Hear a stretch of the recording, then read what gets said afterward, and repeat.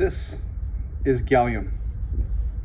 I bought this tube of gallium to do an experiment to watch it utterly destroy aluminum products many years ago when my son was, I don't know, 8 or 9 years old.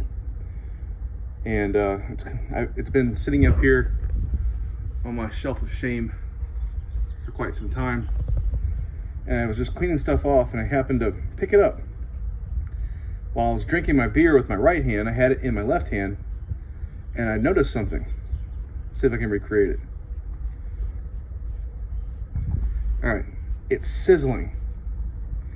I do not know if the microphone can pick it up, but let's try.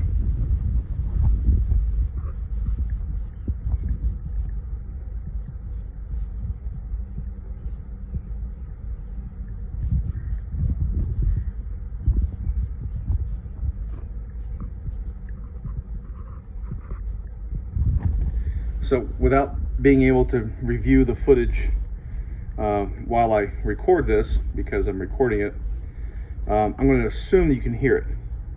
What that is trapped gases. They're stuck in the metal matrix, because it was liquid when I put it in this vial.